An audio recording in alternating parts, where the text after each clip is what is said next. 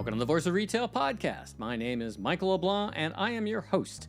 This podcast is produced in conjunction with Retail Council of Canada. Raj Grover, President and CEO of High Tide, is back on the podcast to update us about the state of the retail cannabis industry in Canada and his growing universe of retail brands together as Cana Cabana, now Canada's largest non-franchise cannabis retailer with over 170 locations. Raj talks about this recipe for commercial success and his perspectives on global expansion to the US, Europe, and beyond, leveraging the experience, skills, and understanding of one of the industry's more experienced and accomplished retail teams. Raj, welcome back to the Voice of Retail podcast, my friend. How are you? Doing well, Michael. It's so good to be chatting with you again.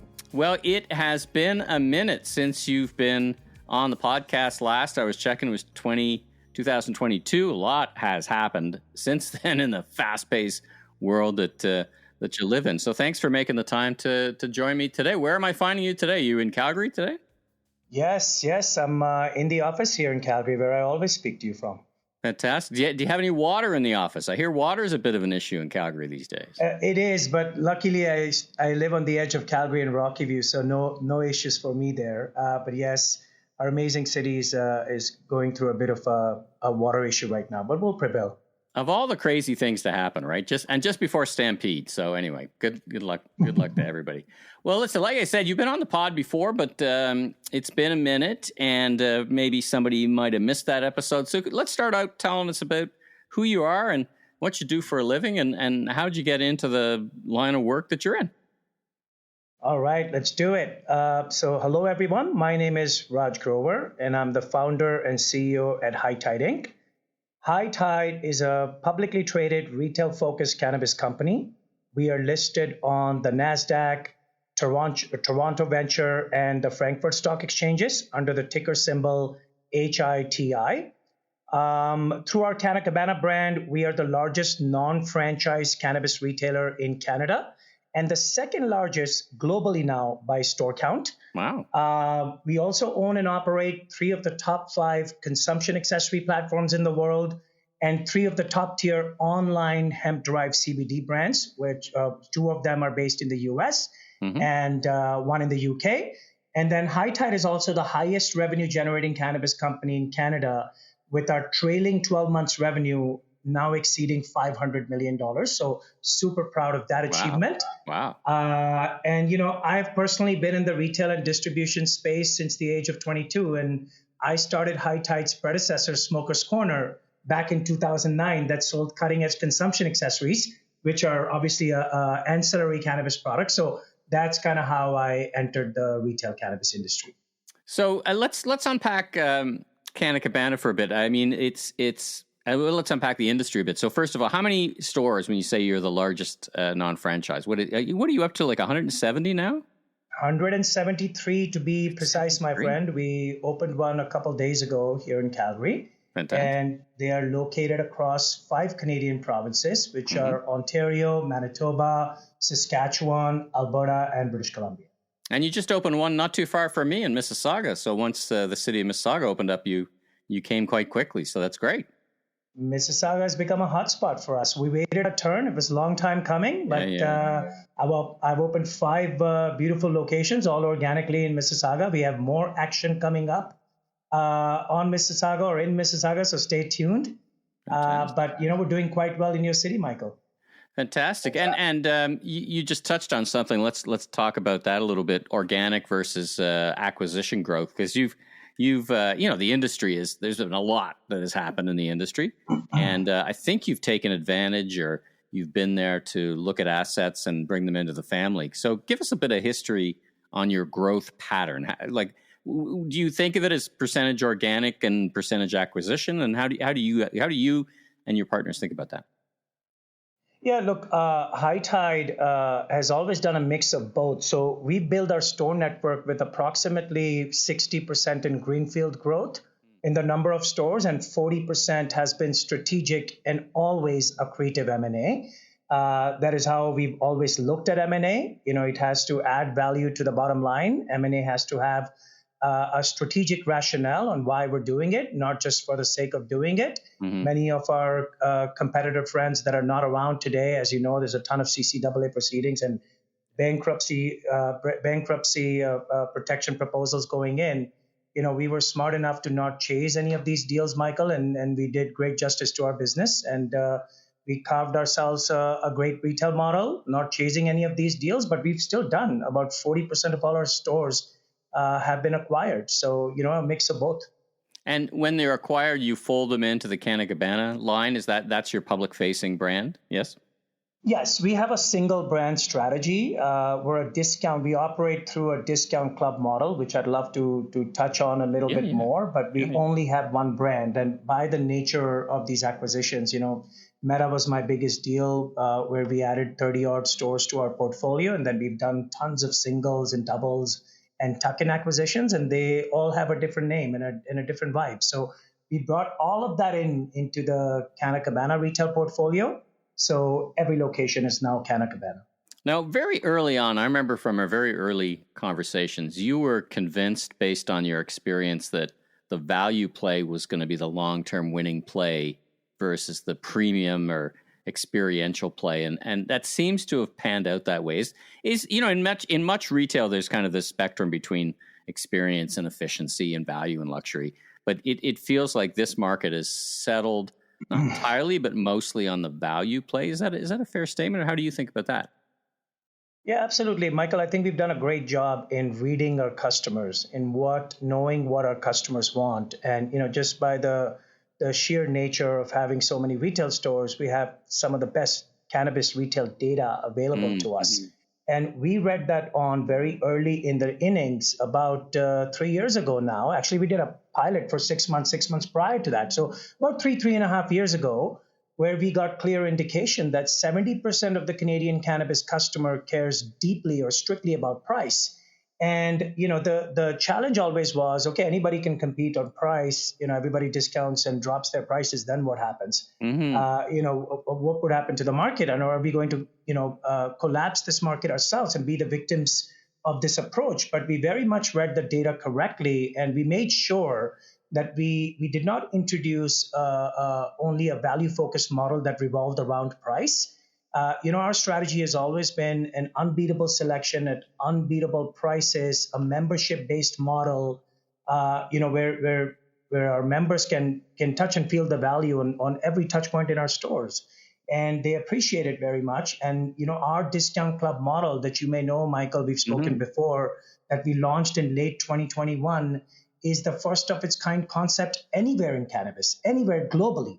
And we've reaped tremendous benefits from that. Today, we have over 1.43 million members of our Cabana Club, which is also the largest bricks and mortar loyalty program in this country. And we also have a paid membership tier now called Elite, which now has 44,000 members that pay us $35 a year. That gets them even more value at our stores, such as even steeper discounts and exclusive selection and free delivery where applicable. So, we're not just unbeatable pricing, but we're altogether unbeatable now. Well, it's an unbeatable model by the sounds of it. Now, I was looking back to the last time you and I spoke, and we were talking about product a little bit. And I was asking you then if you thought the product had, if you were happy with the product, whether it was the brands, the quality, the freshness, the value, the assortment. I think we were just talking after what was the second phase when we went into edibles. How are you feeling about product today nationwide? Are you feeling good, like it's competitive product? And, are we, if we're playing baseball, what inning are we in terms of the quality of the product in this country? We have stepped into mature innings now here in cannabis. And I'm very, very happy to share with you, Michael, that product is a non-issue in our country right now. Yes, there's a couple of regulatory hurdles with edibles, which I'll touch on in a second, but our product trajectory has come up so much since when the games first begun in October of 2018, when we opened our first few retail stores here in Alberta. Product was nowhere near the illicit market, the quality of the illicit market.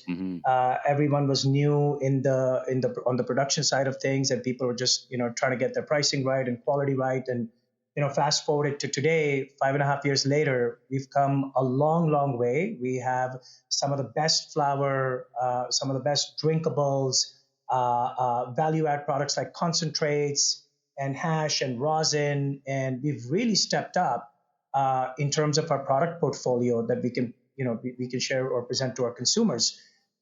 Where we still have a little bit of an issue is in edibles category, and that's not because of product innovation. It's literally because of the THC limit. What is it? 10 milligrams? What is a 10 milligram limit? Have I got that right? It is a bummer. It's been 3 years. We're all grown up people here, and you can only consume so much cannabis, and you don't want to drive people to the illicit market to buy edibles over 10 milligrams, and you don't want to make them consume 3 cookies to get 30 milligrams of cannabis. And that is what is happening today. And that is one reason why our retail sales spread on edibles is around 5% of total sales or 5.5% of total sales, versus somewhere in the United States, or most places in the United States, it's sitting between 13 and 15%.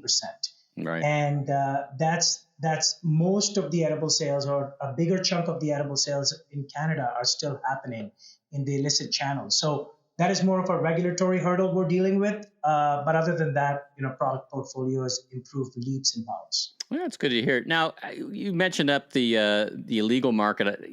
By any measure, the legal cannabis market, retailers like yourself have taken huge market share. I don't know what the last percentage that what would be the percentage, would you estimate? 50, 60, 70% of cannabis is in the legal market? What do you guys think of that? What's that percentage that you most commonly refer to? What do you think? Where do you think we're at? So look, we've absolutely come a long way when it comes to legal market share of cannabis sales. So Canadian retail cannabis sales through outlets such as ours and other legal stores in the country have now exceeded $5 billion.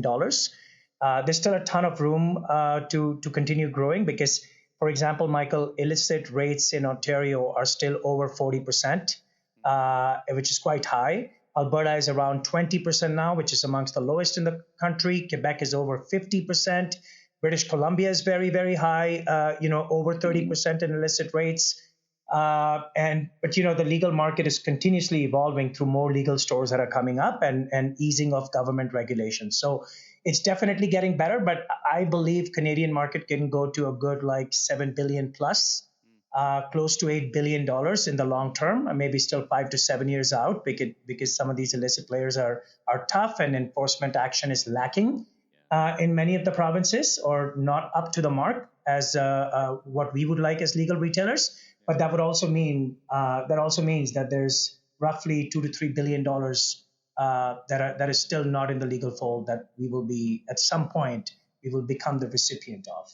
So now, what's the magic formula? Like, if you, again, back to when you and I first met, we knew a big component of the formula was number of stores. So a penetration of legal stores would just organically, take up some of that market share. Now, if we kind of chop that down, there's regulatory issues, tax issues, enforcement issues against the bad guys. Are these the other things that need to happen to move that number? Or what's the number one or two thing that can happen structurally to really help the legal cannabis market? Yeah, look, we've come a long way. We have over 37 to 3,800 stores in Canada now, but there are other challenges, and they're not all geographically well covered, right? You may have pockets in Toronto where you may have too many, you may have some areas in rural Ontario where you still don't have coverage, and the illicit market is very strong there. And then tax relief, not so much, Michael. That's it's not a good story to share with you. Regulations are definitely continuing to ease across the provinces, but the excise tax is a huge burden on the producers, and that is actually pushing a lot of them to close their doors right now. So we're going through huge consolidation, bankruptcy proceedings. I'm sure you're hearing about all of this. Are you worried about supply? Are you worried about the supply to keep up to your kind of growth?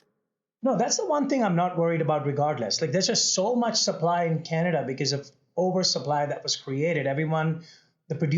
Most producers have misjudged the supply and demand dynamic. And, everyone's expectations were that, of course, illicit market is just going to fade away and disappear. That has not happened. Like I said, illicit is still 40% in Ontario, which is Canada's largest province, with over 15 million people. At 40% is a lot of money. Canadian Ontario sales are over $1.2 billion now. So still imagine 40% still being on the table, $600-700 million can still come back to the legal market. But excise taxes have been a bit of a thorn. The store caps increases not happening in a timely fashion, or the markets being extremely restricted, like British Columbia, that only allows 8 stores per entity versus unlimited in Alberta, unlimited in Saskatchewan, 15% of the retail market in Manitoba, 150 locations per entity in Ontario. So, BC that's much better than it was, right? The Ontario rules have loosened up much more favorably. Yeah, is that from my recollection? 100%. Yeah, we were the driving engine behind that rule change. We extensively lobbied the government to look at the illicit numbers, and they very much agreed with us. And we think that we're going to now, with this opportunity in Ontario, we're going to make a huge dent in the illicit market and bring these dollars back. I know you are in Mississauga. And there's a couple of very notorious places that are no longer there that were causing us a fair bit of grief. Gunfights in the street, and like, come on, let's get. And police would put concrete blocks outside of those stores, and they would move it the next day. It's ridiculous. There's still some of that happening, unfortunately, Michael, across the country. But I think Ontario and Alberta have both specifically talked about stepping up. Well, the tax revenue is there to fund the police, right? I mean, that was the model, right? We get the tax revenue that funds the enforcement that takes care of business. Oh, absolutely. There's sales taxes, there's excise taxes, there's income taxes. We alone are doing over $500 million in sales and paying a lot of taxes. And how many people do you employ, right? How many people do you employ across the country? Over 1,700 total employees in High Tide now, Michael. We've come a long way. That's fantastic. Hey, let's adjust the lens or change course a little bit. Let's talk about the rest of the world. So, the big buzz, so to speak, was New York State going legal, and they did it in a slow and deliberate is the best I could say. And they've got a very different, interesting community model. Now, how are you feeling about what could be the biggest market in the world, New York State? And I think you mentioned you're in the Frankfurt. I think stock has changed, so you must have some interest in Germany. How are you feeling about international growth and international opportunities for High Tide? Yeah, absolutely. Look, there's a lot of positive momentum right now related to cannabis in the U.S., Michael, and also in the EU. U.S. is about to reschedule cannabis to Schedule 3, and Germany just legalized recreational cannabis as of April of this year. So, we've made our intentions very clear, Michael. We have global ambitions. We want to bring our winning discount club model to all legal jurisdictions where we are allowed to do so. And we are going to be playing in the United States and Germany when the opportunity prevails. In the U.S., we have to wait it out a bit as we trade on the big exchange. We trade on the NASDAQ stock exchange, which does not currently allow plant-touching businesses while being listed on that exchange. But we have a ton of opportunity, right? Does that change when it gets rescheduled? Is that? Yes. Well, no, not exactly after rescheduling, unless there's some specific language that accompanies the rescheduling news, the safe harbor language that the exchanges would be looking for. But Germany, for example, legalized in April, and they're in the pillar 1 stage where they only have not-for-profit social clubs and like New York State. Grow. Yeah, like New York State. Yeah, and exactly. Well, New York is now recreationally legal, and I believe they have 60, 70 legal cannabis stores now. But they have a ton of illicit activity as well. Oh, yeah. Actually, way more. Walking down the streets in Manhattan, you'd think there's like a cannabis store in every block. It's, it's like a drop in the bucket in the legal. They got to get going because, Yeah. They've not done a great job so far in managing legalization in New York. But for example, Germany is getting ready for Pillar 2, Michael, which will be exactly what we have here in Canada, specialty cannabis stores, like we have our Cana Cabana stores here. Mm-hmm. And our team is very much in tune with all of the developments that are coming out of Germany. That's exciting. We look forward to planting our Cana Cabana brand and Cana Cabana flag as soon as possible. Well, they're going to be looking for great operators, and you've got such a great track record here in Canada. Now, here's a funny question, but we know each other well enough. If you could turn back time Is there any decisions along the way that have been taken either by your organization or by the governments or by people, since prior to legalization that you would have done differently? Is there any, knowing what you know today and knowing what you know then, and seeing where you're going? We've talked about a couple of them around excise tax and regulation, but is there anything you would have done materially different in the rollout, and maybe that points us in the direction of future initiatives? Yeah, 100%. Look, this is a long list. There's lots and lots. Let's go province by province, Raj. Let's go province. Let's start in Ontario, and then never mind. Oh, you'll hear a few from me for sure, but I don't even think I can cover them all. The list is so long. But there's definitely lots and lots we could have done differently as the first G7 country to legalize cannabis. But at the same time, I will give this to the government. It's also hard to get everything right when you are the first major country to legalize. Fair. It kind of goes both ways. However, I still think we could have done a far better job. So we just talked about the excise taxes imposed on producers, which are very punitive. And, they've resulted in many of these producers shutting their operations. They've kind of become unsustainable, right? And lots of licenses are being issued without considerations on how are these producers going to make it. And then what's compounding this problem we also touched on is the lack of enforcement, right? On illicit market, the illicit market actors who are not subject to any taxes. It makes it extremely difficult to compete with these guys by legal players, right? For legal players, it becomes more and more difficult because they don't have to adhere to any rules whatsoever. Forget about paying taxes. Everything goes in their world. And it's very, very important, in my mind, for the government to support a brand new industry like cannabis right from the start. Because if they help nurture a healthier industry, they can collect a lot more tax dollars if the industry is growing. And, vice versa, when you're dealing with bankruptcy proceedings and you're getting 10 cents of the dollar for excise taxes, no one is winning. So there's a big missed opportunity there. And I hope other countries are paying attention to Canada's missteps so they can get it right.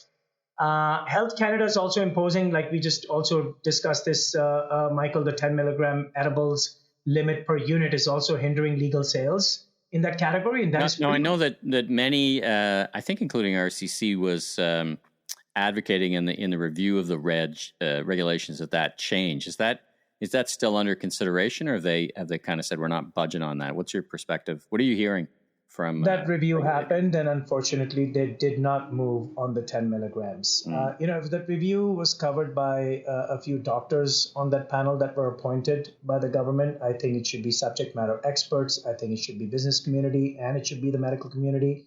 It should not be heavily weighted towards one category, and I think that's what happened there.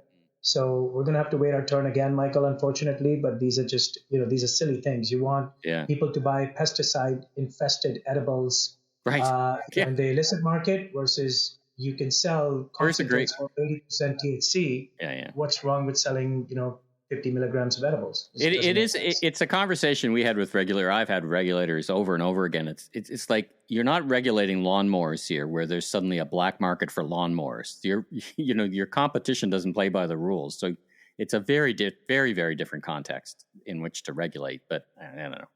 We struggle. Yeah. And, that plus the store cap as well, like to keep BC at 8 stores. Again, obviously there's not enough coverage of these legal retail stores, and people tend to go to the illicit market to get their cannabis delivered. They're not following rules. They can deliver within 60 minutes, and our hands are tied. So once these things improve, and there's many, many more issues that we can improve on, but these are just some of the high level issues I can point out. I mean, notwithstanding all that, you've done fabulously well. So congratulations to your success, to you and the team. It's kind of a funny question. You got a lot going on, but what's next for you and High Tide? So we continue to focus on our winning discount club model. We feel we have the best cannabis model in our hands. We continue to gain market share here in Canada, Michael. Our Cana Cabana brand has now reached approximately 11% market share in the 5 provinces where we operate. And our long-term plan in Canada is to go to 15% market share and have at least 300 cabanas operating across the country. So there's a ton of growth ahead for us in Canada alone. We're very excited to continue doing that. We are opening stores very quickly, organically. We said we're going to open 20 to 30 stores this year. I think we will absolutely make that goal. We've already added 11 so far this year, so starting in January. And then we're going to be doing this both through Greenfield and M&A, and that, High Tide's ancillary cannabis e-commerce platforms will continue to play a supporting role to our core bricks and mortar business. And the goal is to eventually extend the Cabana Club community in the US and internationally. So we want to turn all of our e-commerce customers into Cabana Club members, and we are working on this very exciting project. Well, no shortage of things going on at High Tide. Like I said, congratulations on all your success so far, and I wish you much continued success. Thanks so much for popping back on the mic and joining me, Raj. It's great to catch up and get caught up in the industry as well. So thanks for joining me on the Voice Retail podcast. Yeah, thank you so much for having me, Michael. It is always a pleasure to chat with you. Thanks for tuning into this episode of The Voice of Retail. If you haven't already, follow on your favorite podcast platform so new episodes will land automatically each week. And be sure and check out my other retail industry media properties, the Remarkable Retail Podcast with Steve Dennis and the Global E-Commerce Leaders Podcast. I'm your host, Michael LeBlanc, Senior Retail Advisor, Keynote Speaker. If you want more content or chat, follow me on LinkedIn. Safe travels, everyone.